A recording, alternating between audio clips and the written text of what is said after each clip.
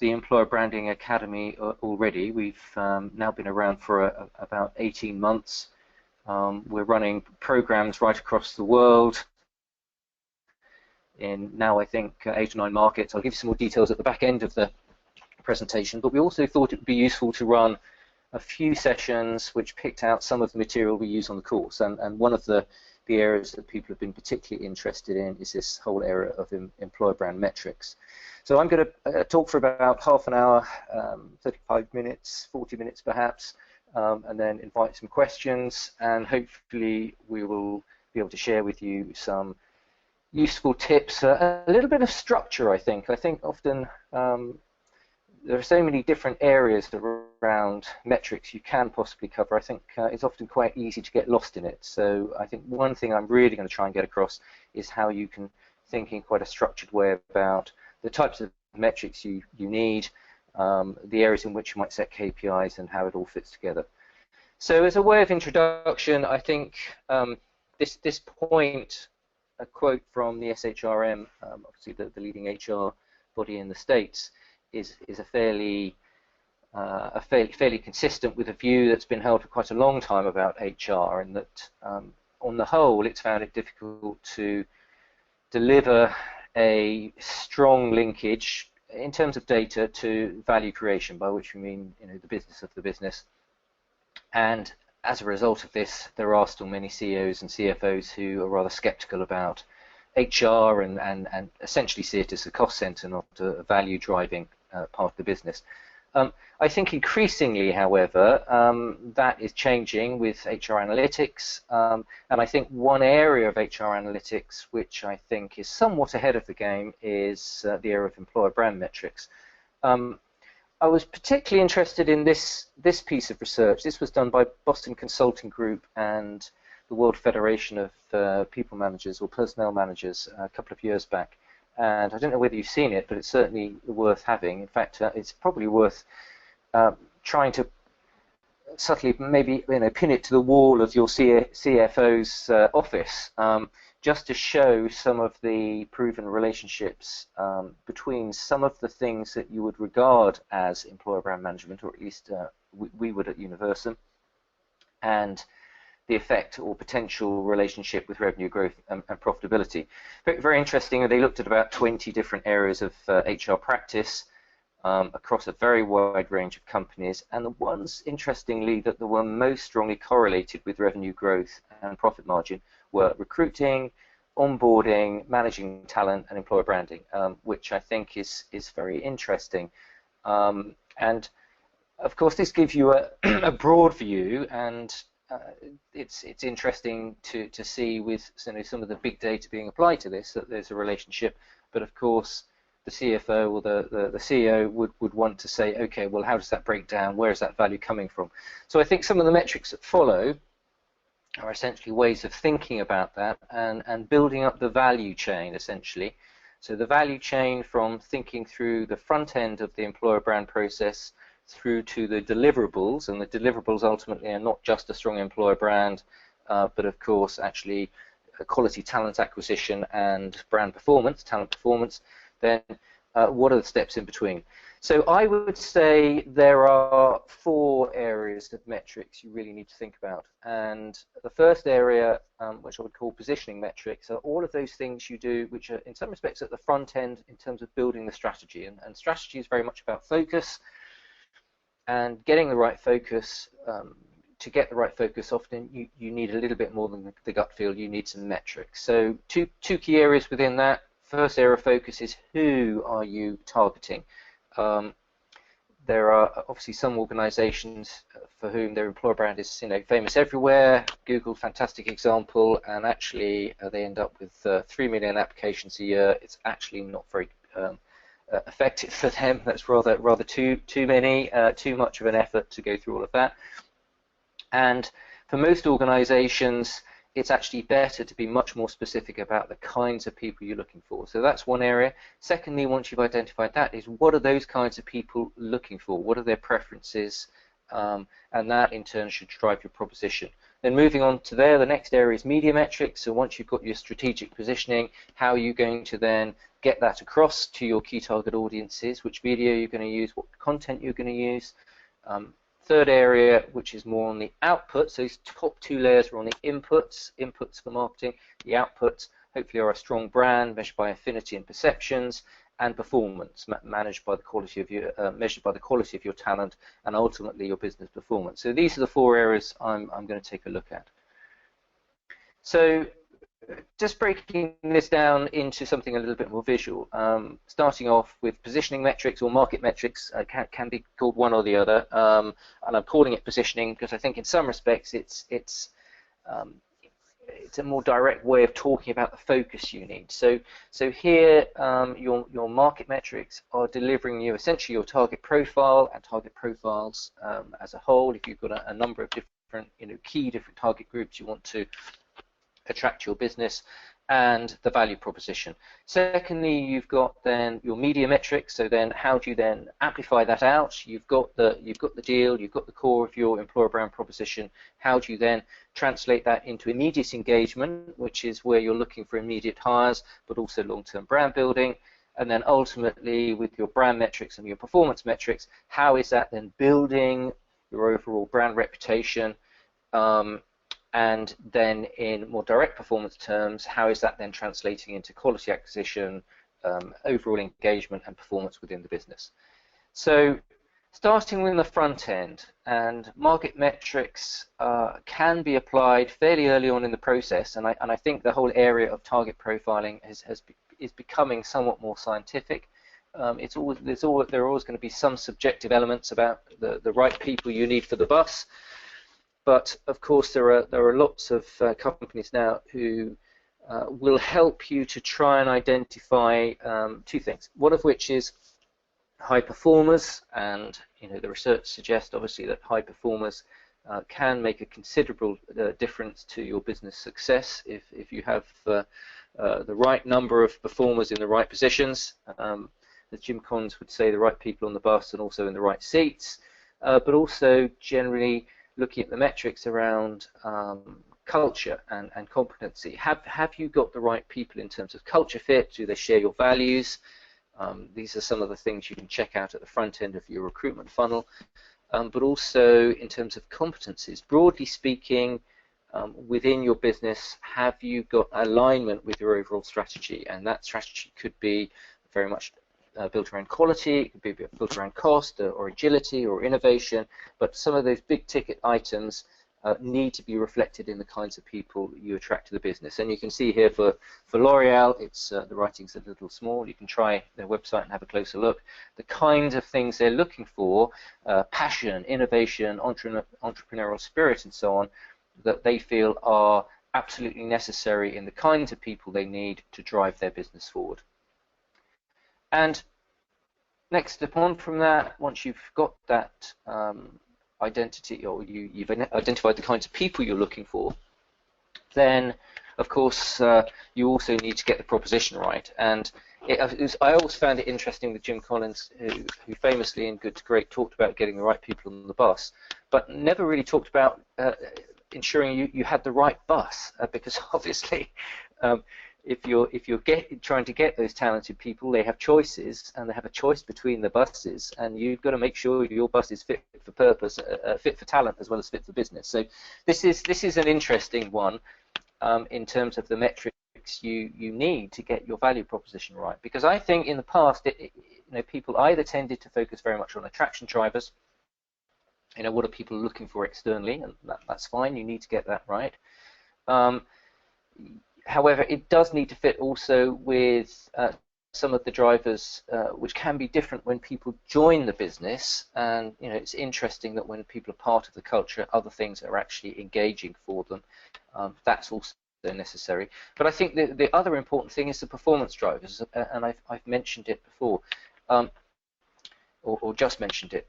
When you're looking at your attraction drivers and engagement drivers, certain things don't tend to come to the top of the list, and I'm talking like agility, like quality focus, like high performance. These kinds of things are often very important for the business, but not necessarily the most immediately attractive or engaging thing for employees. But within the value proposition, you need to try and combine them both. So you're looking at the metrics from all three areas, and you're trying to get that combination right, where you're bridging and building something which is aligned with what you want from a business to drive performance, but also attractive enough to your key target audience, and also engaging enough for your current employees.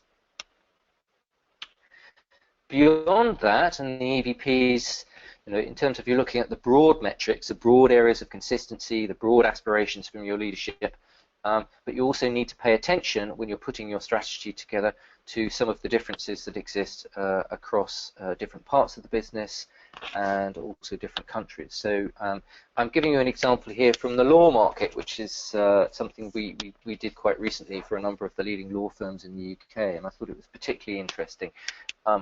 But in terms of law students, when they're looking to choose between different law firms, depending on whether they're in the UK or China or the US, which are three of the very big markets, of course, for law and law students, the top drivers of attraction are actually quite different, and these reflect cultural differences between the different countries. But it's also, of course, very important to recognize that once you've created your overall EVP and areas of consistency, you need to have a bit of flexibility built in there, and you need to be looking at the local metrics in order to drive some of that more immediate engagement and make the relationship to local talent as strong as possible. And that's not to say that you're going to completely change the brand to be reflective of the immediate market needs and nothing else.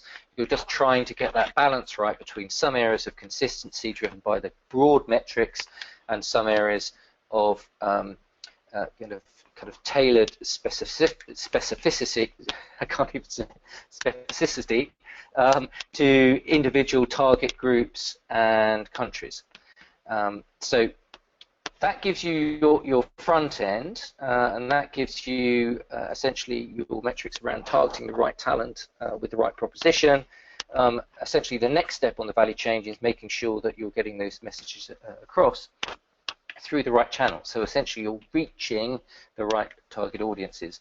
And here with your media metrics, again, this is at the evaluation stage. Essentially, you need to be looking across the various choices you've got and trying to evaluate them up front in terms of reach. So the number of people exposed to that particular medium, whether it's LinkedIn, Facebook, particular job boards, whatever it may be that you're considering, and frequency, the number of times they're likely to be exposed to a piece of content that you put out there. In combination, that gives you the broad impressions, opportunities to see. I think opportunities to see rather more straightforward to understand.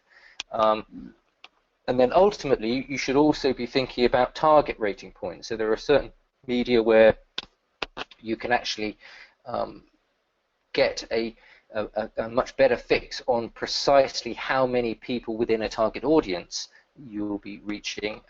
So it used to be in the days of advertising, for example, the proportion or the number of housewives you'd be reaching, or the number of teenagers you'd be reaching within the overall audience. And of course, now within the employer brand space, it may be the number of IT people you're reaching, or the number of engineers, and so on.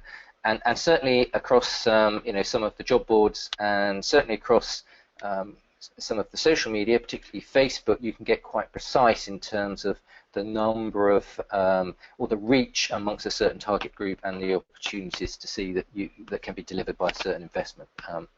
So next step to take is, right, you've got your reach, you've worked out your media, but of course to get engagement, which is what you need to get, because we're exposed to so much content every day, and we're only really paying attention to a certain part of it, then you need to get the content right.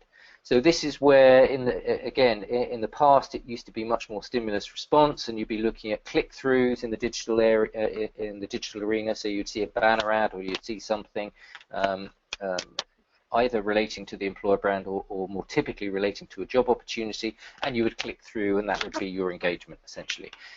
Now, of course, it's richer and broader than that. There is a lot more content which is about the employer as a whole, particularly through social media, not just about individual job opportunities, which tends to be a bit binary. You know, you're either interested in the job or you're not, and you don't get much of a value add in terms of the employer brand.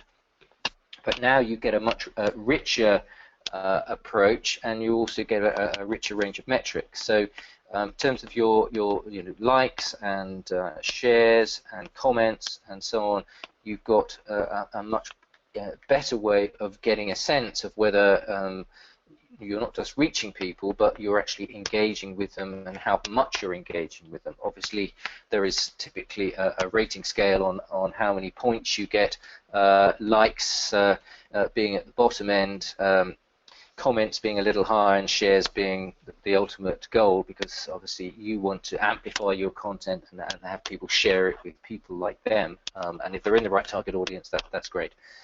So just one point here. So what you typically want to be looking at across the board is over time, when you're trying out different types of content, is impressions on one side and some indication of overall engagement on the other side.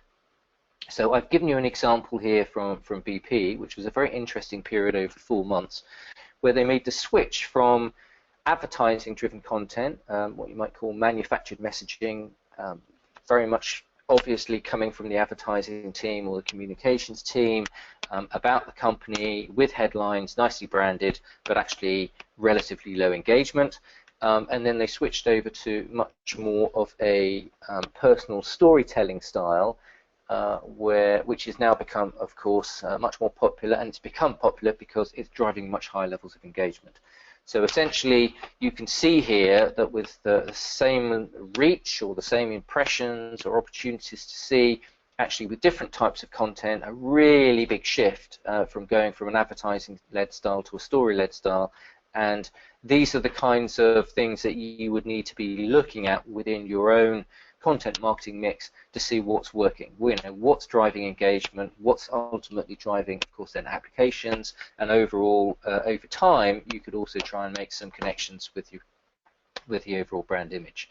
So here we have the real mix, targeting the right talent, first end, with the right proposition, making sure that it's going through the right channels with the right content, and essentially, these are your right inputs, essentially. So you're looking at marketing, you're looking at the right inputs. This is essentially your starting point, and then once you've done that, and essentially how you generally also measure the ultimate effectiveness of those inputs is then by looking at the outputs. And of course, one of the key outputs, the longer term view on the metric, is building a strong employer brand. So what I want to look at next are some of the things you might want to look at to actually find out, or to put some metrics behind that brand that you're trying to build. Now, on the front end, there are some fairly obvious and important metrics which you need to establish. First one is obviously awareness. If people are not aware of your brand, then that's going to obviously reduce your considerably the number of potential applicants you're going to get, because people tend to be far more likely to respond to something where they're aware of the company. Secondly, consideration. So they may be aware of you, but actually what proportion of people within the target group would actually consider working for you? And that tends to be considerably less. Generally, we found, or at least with Universal, it tends to be somewhere like a third of the overall companies are aware of. And then the next one down is, we call it desire, you could call it preference. Amongst that consideration group, which are the ones you would really want to work for? These are the ideal employers from your perspective, and that tends to be much more of a handful, 2, 3, 4, 5 in most cases from our research. And then ultimately, would they apply to you? That final one's an interesting one, because there are some cases where you've got companies who ultimately people would love to work for, but they don't think they're necessarily good enough, so they wouldn't necessarily make an application, or there may be some other reasons why they won't apply. But it gives you some indication, of course, then of the size of your addressable market and where you stand in relation to overall awareness and brand affinity, people's relationship with your brand. So that's in some respects a warm setting. Of course, the the other thing you might want to look at are the number of people who, through the social media, if you've been pushing that, are also fans or followers. And this is, of course, an interesting area as well. It's less to do with perception and more to do with actual behaviors, which tends to be obviously a good kind of counterpoint. There are some companies who have very high levels of awareness who don't push much through the social media, and therefore, you know, the engagement or affinity they have doesn't translate into fans and followers, etc. There are some like Zappos who do that a big time, and they, you know, it's a really important part of what they do. And Zappos, even though it's a relatively small company, is fairly famous for some of its talent practices, and very famous for, you know, creating a kind of pioneering approach to the way they do it, their employer brand. So through LinkedIn, they've only got a few thousand people, but they have you know, close to 56,000 followers. They also have their own talent pool or talent community, which is on their side is Inside Zappos, which has got around 25,000 people. And then they have a hardcore of people who are publishing on Facebook, who are their friends, which is around 4,500. But it's an interesting, you know, you get a kind of an interesting view on those three areas of how many people, you know, are part of your brand followership.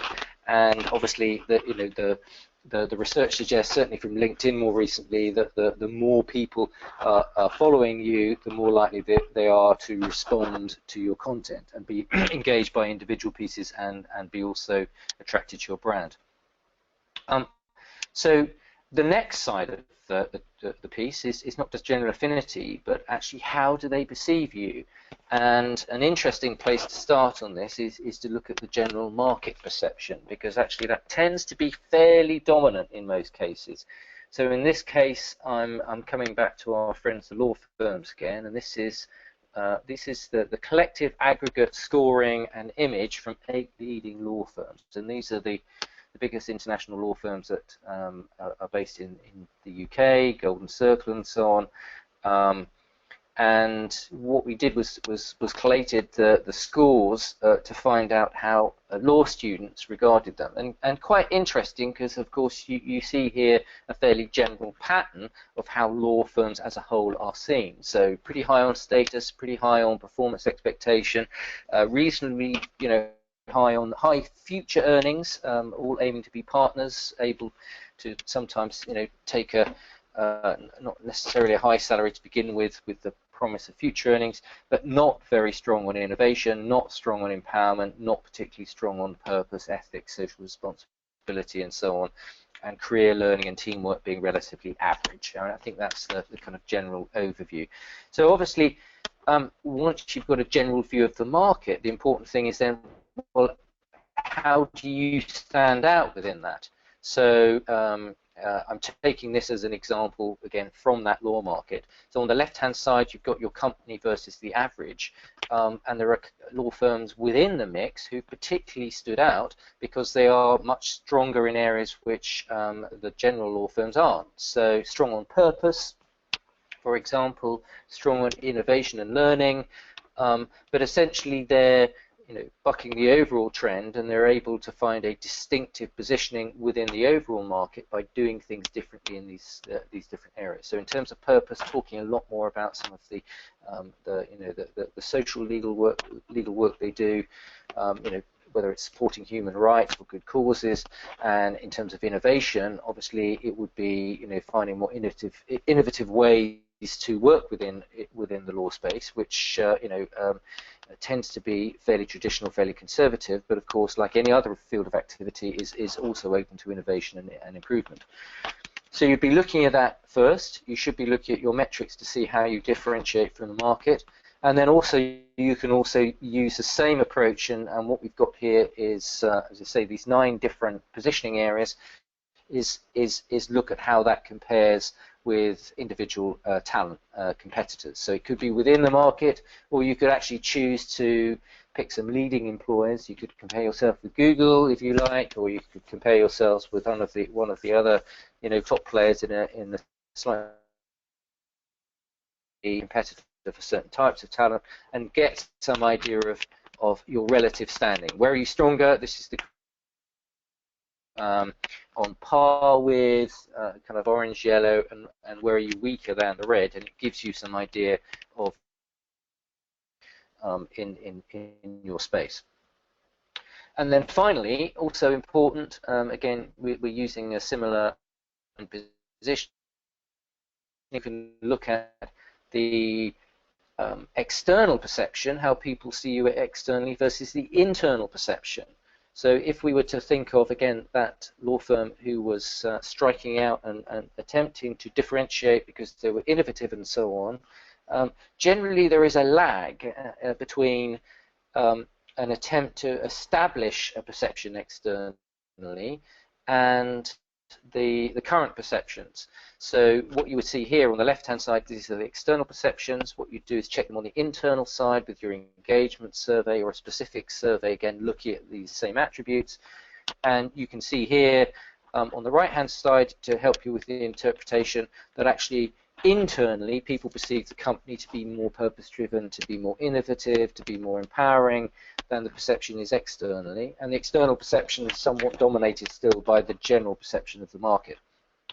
Likewise, people internally, and this is often the case, rather less favourable about the level of rewards than externally. So this is actually a fairly common feature of most organisations, where it looks rosier on the outside than it does on the inside. The expectation is actually you'll get paid higher than you actually do, and again, you know, it's interesting to do the gap analysis, and very important, because of course then it can drive your strategy. You can tell where you are, how you're progressing, where you need to push harder. Do you need to communicate more about innovation, more about purpose, because actually internally you've got some very great strengths in those areas and things to talk about, because you recognize that actually you're not quite getting the message across yet.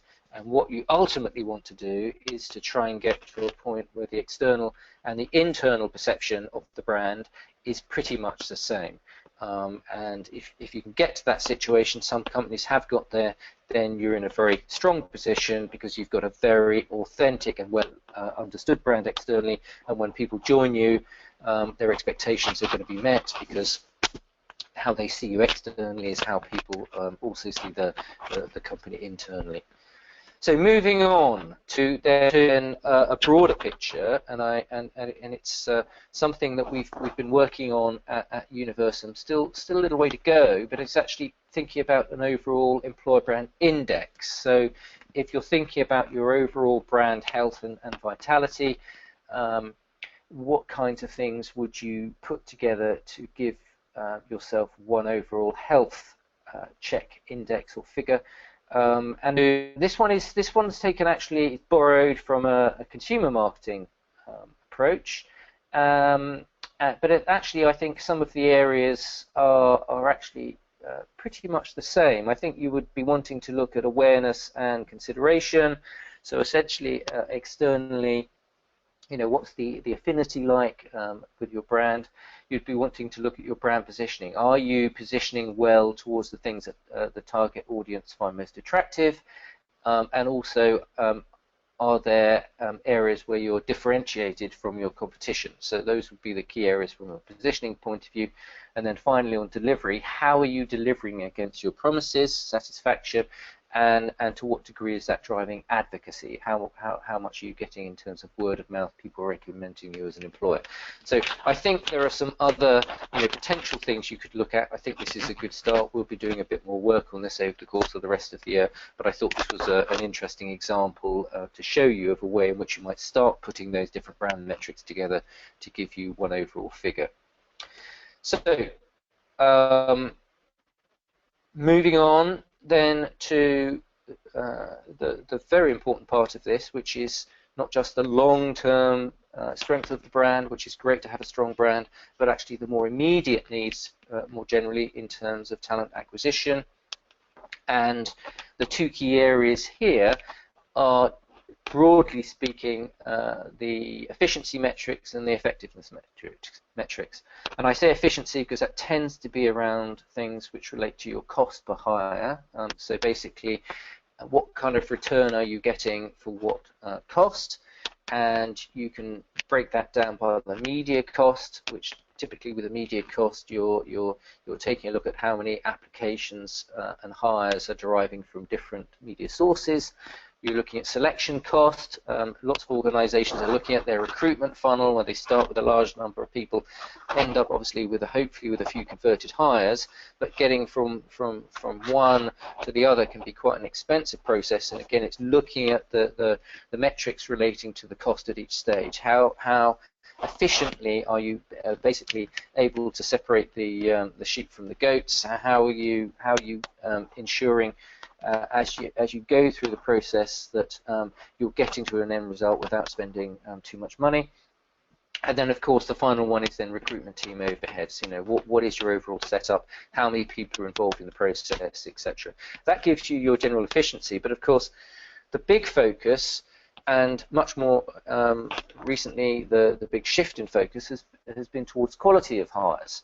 And this is a bit more difficult because obviously cost is it's easier to measure in the short term, and it's easier to get a metric on.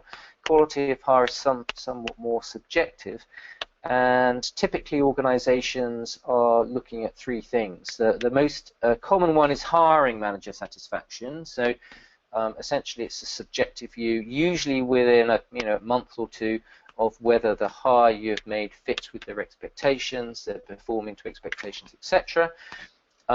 But then a couple of others are increasingly being used. One is first year performance, so it's getting some idea of then your performance ratings of people within the first year, and obviously you're relating these back often in aggregate to some of the marketing actions as well. So you may be relating these back to where people have come from, whether it's by referral or job boards or search agencies or whatever. And the final one then is first year attrition. So how many people are sticking with the organisation, and that's a good indication generally of culture fit as well. Obviously there are some variables to do with the quality of immediate management and so on, but if you assume that that's has a reasonably average kind of distribution across the business, then actually what you boil back down to is culture fit, and whether people have actually feel as though you're delivering on your promises, or the brand that people have been attracted to is actually the brand they experience. So you've got the two sides. You've got efficiency cost, you've got effectiveness, quality of hire, and obviously what you're trying to do then is combine these things so you have both. You're getting the best quality of hire for the least cost. But you are looking at both sides of the fence to make sure that you're not just focusing on the cost side of the equation. And beyond that, of course, the important thing in the longer term view is also ensuring that you're delivering on your brand promises. And this is a somewhat tougher area to measure sometimes, but there are businesses, and this is one of the global banks who've put a lot of focus in on this area. And in this case, looking at their retail bank branches, you can see they're essentially on the left-hand side, looking at the top 10 performance, top 10% in terms of employer brand experience index, and just to be clear, that is where you're looking at metrics specifically from the engagement survey that relate to areas within the employer brand promise or EVP. So in their case, it was, are you enabling people to make a earn? Are you an environment where people can learn, etc., etc. So you're asking questions that specifically relate to the EVP, and obviously what you're showing here are the highest favorability scores and the branches where that employer brand is being experienced to the full, compared to the bottom 10% where those things are just not being delivered. So of course the interesting thing here you can see is that if you then align the same scores with employee engagement, with customer satisfaction, and with sales, you're getting a very close alignment in terms of, in some respects, getting the culture right, getting the employer brand right in terms of delivery and ultimate performance. Because you would have to say, again, probably a fairly even distribution of talent across the business, that once you've got the right talent in through the door, the next major factor is creating the right environment for that talent to flourish. And one of the ways you're trying to do that, in line with the culture you're trying to establish, is measuring the employer brand experience. So if the EVP up front is establishing the deal, what is it that makes you special, why come and join us, the employer brand index then is how well are we delivering against that. And you can see from this kind of analysis that if you've got your EVP right up front and then you are delivering on it, then it will have performance gains. Beyond that, of course, there are lots of other brand halo effects. So, and I give a few of them here. We haven't got long enough in the presentation to go into all of the other kinds of linkages you can make. But I think interesting to look at some of the broad findings, and if you're looking at your own metrics, hopefully you'll be able to uncover some of these linkages as well. So in terms of strong employer brands, and some of the research done by Corporate Executive Board and LinkedIn, the findings are that with a stronger employer brand, they are more likely to be able to reach and get consideration from a much broader talent pool, and that's a fairly obvious one. So, if there are more people out there who like your brand, they're more likely to consider you. You're more likely to have a lower cost per hire, and of course that is because if again your brand is relatively strong, you don't need to spend as much on raising awareness and driving engagement, because you naturally already have a reasonable level of affinity with people and favorability with your brand, so they're more likely to respond. You're more likely to convert a higher proportion of your talented candidates, and importantly for a lower salary, and that's not to say that they're taking salary cuts, but when most people join an organization, they expect a premium. It's generally found that when you have a strong employer brand, that premium tends to be somewhat lower than where there is a weaker brand. So essentially, people have you've got the CV effect. You realise that if you're joining a strong brand, that you're willing to take a slightly lower salary, recognising that if you work for that company for a period of time, in the long run within your career, it's likely to mean that you can command higher salaries in the future. And finally, you're more likely to enjoy higher levels of talent retention, which of course very important both in terms of a performance driver, keeping your talented people, but also in terms of reducing costs, because it's very expensive to replace good people. So essentially, these are some of the broader areas of brand value and performance linkage. But overall, coming back to the chain, just to summarize again, you're essentially dividing your metrics into four areas, but also into two areas. And the first metrics I was taking you through, just to remind you, are essentially the inputs, your marketing inputs. On the front end, it's the strategy, your positioning metrics. Are you targeting the right talent with the right proposition? And the metrics around that are, is it driving attraction, engagement, performance, etc. You're then looking at your media metrics. So once you've got your positioning right, are you then using the right marketing content, and is that marketing content going through the right channels to reach a high proportion of your target audience? And then if you've got those right, essentially you're trying to then relate that to the output. So is that activity then driving awareness and a positive brand perception? Is it also building the right brand image? So are you driving differentiation, essentially? Are people clear about what makes you different from others? And is their image of you accurate? So once they join, you know that their expectations are going to be met. And then finally, is all of that activity, that great brand building and having a strong brand image, helping you to deliver high quality talent? And essentially, obviously, that relates not just to the brand, which gives you the halo, but the marketing activities themselves. Are you going through the right channels with the right content to not only build the brand, but also to drive applications and the right kind of applications to ensure that you're getting the right talent through the door? And then finally, are you, through supporting the employer brand and making sure you're driving engagement, retaining people, are you ultimately then delivering results within the business. So hopefully that has given you some of that structure.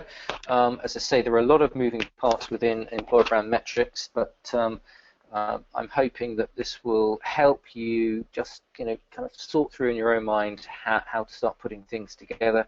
And ultimately, I think if you do start taking this much more structured approach, you'll get to that position where you're able to have much more, should we say, robust conversations about the resources you require to build the employer brand, to drive talent acquisition, because you're having that conversation not from a cost point of view, but from the perspective of driving value and performance within the business. So thank you very much, and I will pause now and take any questions that you might have. And I'm just taking a look at the question list, and I'll pick some out. Okay, so from the top, I've got how do you differentiate strategy at approaching different talent markets. All right, okay, yep. So in terms of your, should we say, go-to-market strategy. So, and I say there are two parts. In some respects, the EVP is about positioning strategy overall. So that's how you want your overall brand to be, or the things you want to be associated with it. But if you're looking at then thinking about how you differentiate to different target groups, that's where you need to look at the particular attraction drivers of professionals versus grads. And they do differ, not actually hugely, but young professionals and grads have a obviously slightly different view of the world, in that some have started work and some have obviously at university just seen it through the eyes of the media or what people have said to them. So you need to differentiate your strategy by looking at the different media preferences of young professionals and grads, and also look at the different attraction drivers. So what are the things that attract them? Once you've got that, that can then drive your media and content strategy essentially, and that's how you're differentiating between the two. So let me just have a look at the others. In terms of going back to previous slides, we will send you the deck, so my apologies for not picking that up as I was going through. Okay, so how much of this is relevant for campus hiring? Well, very, very relevant, because I think, with students, which is actually the area where Universum has most of its data actually. You can be very specific about not just targeting different types of student by what they're studying, whether it's engineering or IT or business, but you can actually do it by campus as well. So in terms of some of the leading universities you might want to be looking at, when you get down to the go-to-market strategy for different campuses, you can very clearly see from research, or at least you'd want to get hold of the research that tells you who are your main competitors on that campus, and are there any specific attraction drivers for that campus that you need to take into consideration when you're putting your strategy together. Okay, some of the others. How do you directly measure employer branding effectiveness? Yeah, okay. So so employer branding effectiveness in short term versus long term. I mean, strictly speaking, and people do, in some respects, get the two things somewhat mixed up. Obviously, if you're talking employer branding, people are often talking generally about their recruitment marketing and all of their approaches that are not just building a brand, but also engaging talent and driving attraction and recruitment and so on. So I'd say in the short term, that you can look at a lot of the effectiveness in terms of driving engagement and driving applications. So I think in the short term, that's what you're going to do. It is possible for you through things like you joiner surveys to check out whether in the short term you're also building brand associations in the right way, but ultimately your long-term view of the employer brand, with all of the cumulative efforts of your recruitment marketing strategy over time, is what you'll be looking for in the long run. So as I say, short term you may generally, in terms of effectiveness, typically be looking at content engagement, applications and so on, because that's still about the employer branding. You're attracting people through that. Long term, you're looking at your overall levels in the marketplace of preference and brand image. Eve, so is there any data available on the importance of each segment?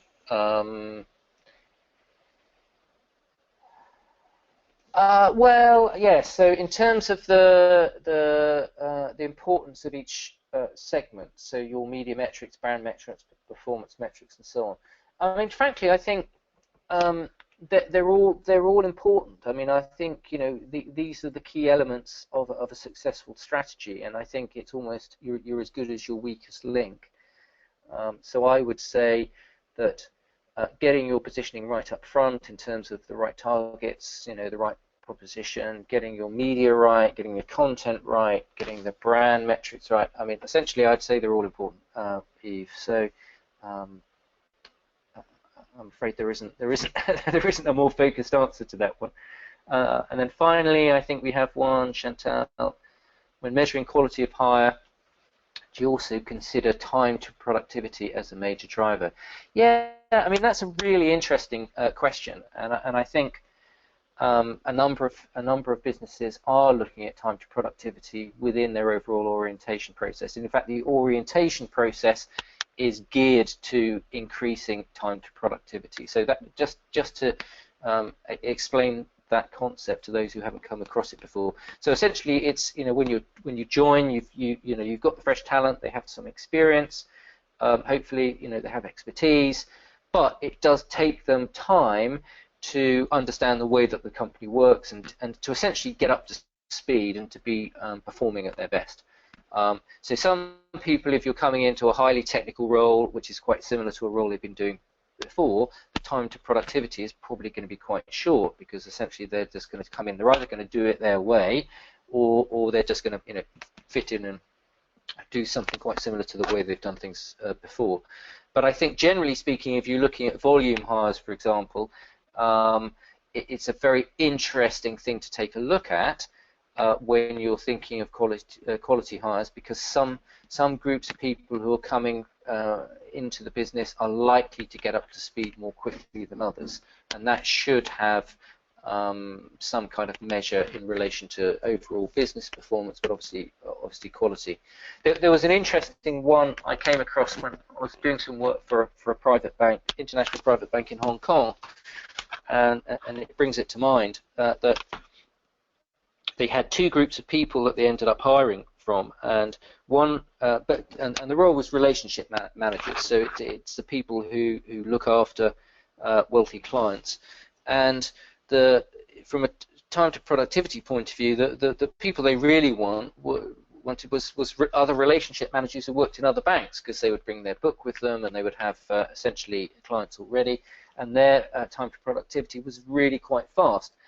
However, they realized that there just weren't enough of these people on the market, so they had to look elsewhere. And in some respects, they were then looking at a sliding scale of time to productivity and ultimate quality. And they found that actually, interestingly, the next most interesting segment of potential hires were the people who worked in top-end luxury car showrooms. And this is very interesting. So essentially, they were very used to dealing with the same kind of people. So in terms of their relationship ways of working, actually, they fitted very much into the relationship manager mold. And the time to productivity was essentially geared to how quickly they could learn some of the the skills required to become bankers. So obviously, the time to productivity was that much longer, but they found that actually some of the skills that were more difficult to teach, that kind of way of relating to people of a certain level within society, etc., was already in place. So interesting, and just sort of example of how that might work, but it's an interesting question. So I'm going to keep on going here because we have lots of questions. What is the effective strategy to measure the leads from different sources? Quality or quantity? Well, I mean, of course, to some respect, it's a bit of both. I mean, I think it tended to be the case in the past that you would look at the quantity and you would be assuming, typically in terms of hires, that you are hiring good people. So your first quality measure is actually whether you've made hires from a particular source. But I think ultimately, as I say, you need to take a slightly longer term view to work out whether you're actually getting the quality that you expect you're getting, because as the research suggests, it's actually very difficult on the front end of a process to necessarily predict how well people are going to perform. Everybody thinks it's easier than it is. It's actually very difficult. So you have to take a longer term view on it, and therefore, yeah. But I think I think you're ultimately, with any source of hire, going to look at both the quantity and the quality. But I would say generally it's the number of quality people rather than the total of people that you get through the door. Could take a couple more. Still have 5 minutes. Do you think? Who's more value in strengthening differentiating factors or closing the gap between perception of us and competitors? Yes, well, that's an interesting one. So this question from Melissa. I think here there are, so basically the question is, where should you focus if you've got a major competitor that you're competing against? And from the way the question is asked, it's assuming that you're behind them, so you're not performing to the same level, or you're not offering the same things that they are. And the question is, should you be trying to differentiate and do something different, or should you be trying to compete on those same dimensions and catch up with them? Well, actually, that's something that is going to require judgment. I would say if you think the business is capable of catching up on some of the key areas, so let's say development spend, or career paths or opportunities, if you're capable of matching them with a reasonable investment, it's worthwhile catching up with your competitor, because then you're going to kind of level the ground among some key areas where people are going to be making choices. However, ultimately, to compete effectively with them, you're also going to have to choose some other areas where you feel you can be different or better. So in some respects, again, I'm saying you have to do a bit of both. It may be that if you don't feel you can catch up with them on certain areas, you will ignore those areas, not try and invest in catching up, but actually strengthen other areas that are more natural to your business, and areas where for less investment you can get much better. And in that way, you can actually make some of those other areas less relevant. So essentially, you're differentiating in those areas where it's particularly important to your business and how it works, or the previous culture, and you can essentially avoid having to invest in some of those other areas. So, for example, if you go back to the example I was giving earlier around the law firms, so most law firms pay pretty well. And for some law firms, actually, it's quite difficult to get up to the pay levels of some of the top firms. So what they would do, instead of trying to get to the point where they're paying parity with some of the top firms, is actually strengthen some other areas that they know to be attractive that the top firms aren't offering. So, as I said, if you remember, innovation, empowerment, purpose were generally weak in terms of perception and delivery across the top firms. So if you're a smaller firm, you don't want to pay the same amount, then you find a way of both delivering more empowerment and innovation and purpose, and also communicating on that level, and that will help you to avoid having to essentially invest a huge amount of money in the pay. So I think there are still one or two other questions, but I think we've probably got through most of them. My apologies not to be able to answer all of the questions. I just wanted to give a quick view at the end of some of the other things coming up from the Employer Branding Academy, and we're heading into our spring season. So essentially, the course runs each year in the spring and in the autumn. It's an 8-week program. It's an e-learning program, so essentially you can do it while still at work, and you can also sign up either totally online, which is one of the options, or the more favored option is to do the international version of the course, which essentially is where in English you are attending a kick-off seminar for one day and a completion seminar or certification seminar at the back end of the course. So you've got 8 weeks, a webinar in the middle, 2 days, one on the front end, one on the back end. And the great thing about that is that you also get to meet some of the experts who present on the course, and also you get a much better opportunity to meet with some of the other people attending the course and develop your alumni network. So it's been great. I've been working very closely on the EV Academy for the last 12 months, met some fantastic people. We've had people from many of the leading employers joining the course. Everybody so far has been very happy to share their experience, share their case studies, and it's really been an exceptional course so far with great feedback. I think we've been kind of overwhelmed by the positivity that's been coming in our direction from the efforts we've put in, which is very gratifying. But would be great to see you in one of the locations.